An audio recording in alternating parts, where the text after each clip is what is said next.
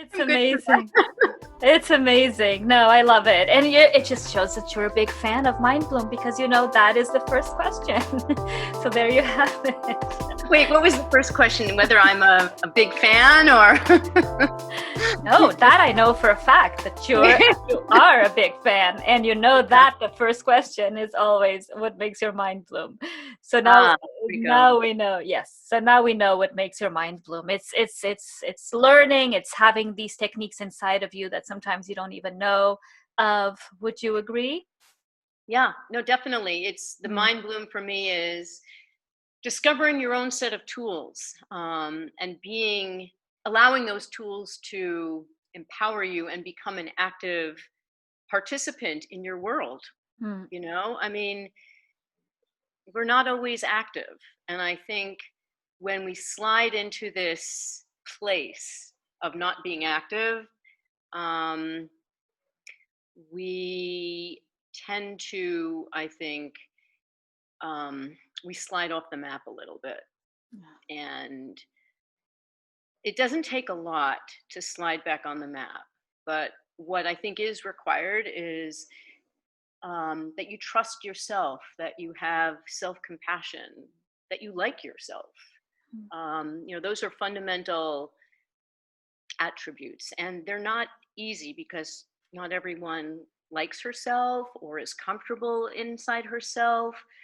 And you could slap on like all of these how-tos and whatever from advice from columns and from blogs. And honestly, it's literally like slapping on makeup where it's not going to help. I mean, people can see through the makeup that that's not you. The you is so important to all of this. And I think key again to the mind bloom is that you have self-respect, that you give yourself slack. We weren't created perfect. And also that, we're here to figure things out.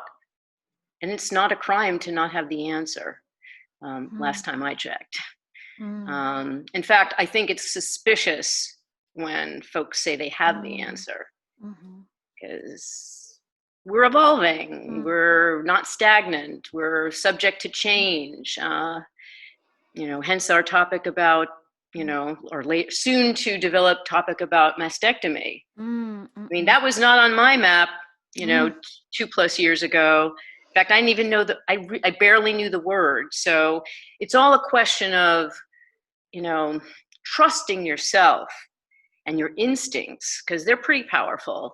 And then just opening up that toolbox and also adding to it. It doesn't mean that, we're not born with a set of tools and that's it, and they're finite and we can't, exchange them for new ones or, acquire new tools. It just means that we start with where we are. That's how I like to look at it. You talk about tools and our little toolbox, and it just reminds me so much of, remember this 80s show, MacGyver? 80s or 90s, I don't know. MacGyver. I don't know anything about that stuff. I'm a nerd. Guys at home, you must remember MacGyver. I know my brother did because we used to watch it. Anyway, it was just this guy, I don't know, he was always in trouble, but he always got out of trouble using chemistry or physics or whatever, but just not the tools you would expect, but like bubble gum or I don't know, paper. I don't know what it was. You know what I mean? And it was this ingenuity to get out of complicated situations in life using bubble gum. Totally. I think it stuck with me. It was a silly show, but it stuck with me because it is good fun. Yeah, and I wasn't even trying. I'm that good. That's mind bloom. You don't try. What's to try? You just do. Anyway, sorry, I interrupted you.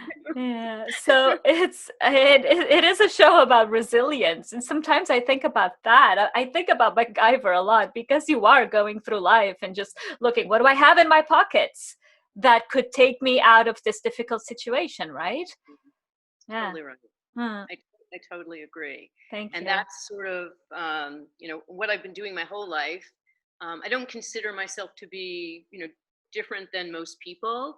Um, I've had rough spots in my life. I've had some pretty, pretty awful rough spots, but I've survived, and I'm here to tell the tale, as they say. And I've survived because I am resilient and because I have an attitude um, that helps me access my tools and develop new ones. And I pay attention. So I know that I'm not an island and I live in a community. So it requires me to keep my eyes open, keep my ears open, think about things, and try things out. And I've made a lot of mistakes in my life. That's because I have a lot of years to my life. So I have the blessing, I say this, I have the blessing of having made many mistakes. Mistakes because looking back, I would never have done what I did, but that's because of hindsight.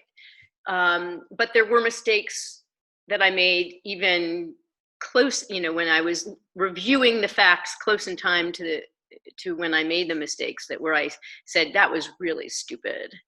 But that's, stupidity is part of everything. So I feel blessed to have made stupid/silly mistakes that have not caused grave harm to me or anyone else. But the ones you make in the course of your life as you grow and you learn about yourself and you learn about other people and how you fit in with everything else. So I'm very grateful for all these life experiences. Absolutely. And accountability is key as well in recovery. It's not, you don't just blame everyone else. I mean, you have a part to play as well. Right.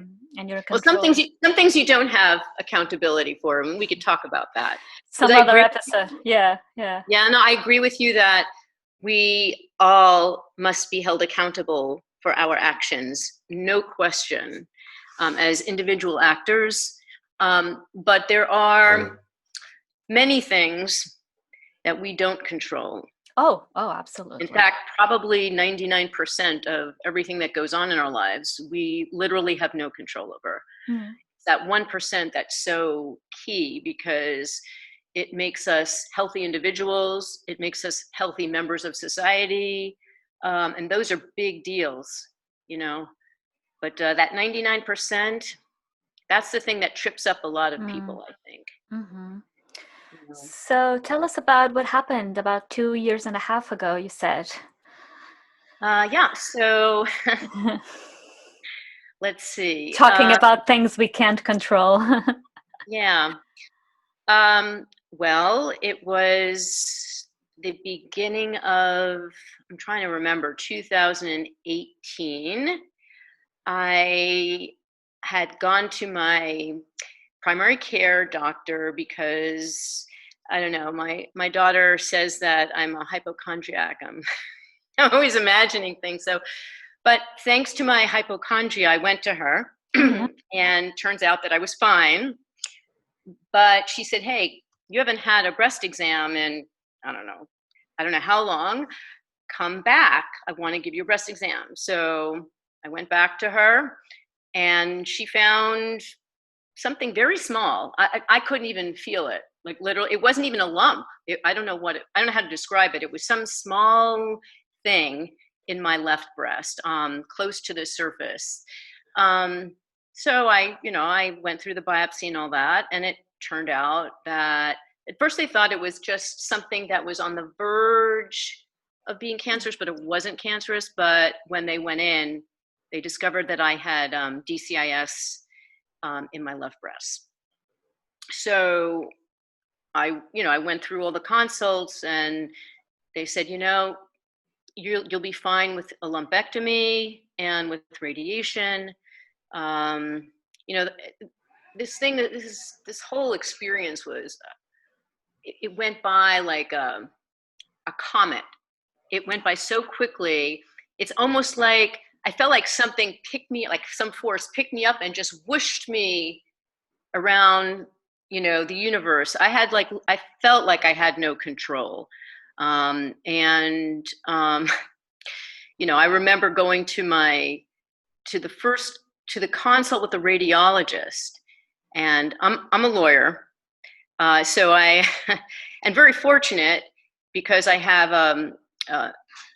a number of very good friends and colleagues who I asked to accompany me. Mm-hmm. So we went to the radiologist, the appointment with the radiologist, and I arrived with a battery of lawyers. I lawyered up. Well, I lawyered up because, and this has nothing to do with the fact that I was a lawyer. It's just I had this sensitivity for information and the importance of information when you're making decisions. And I knew that I couldn't hear anything. I literally, I couldn't hear anything. And I knew that I couldn't take notes because it would disturb the flow of my interaction with my doctor. So, I had like these 3 or 4 lawyer friends with me, and they all came with notepads and questions that were pre-formulated and blah, blah. That helped me a lot. I mean, that support helped me a lot as a human being.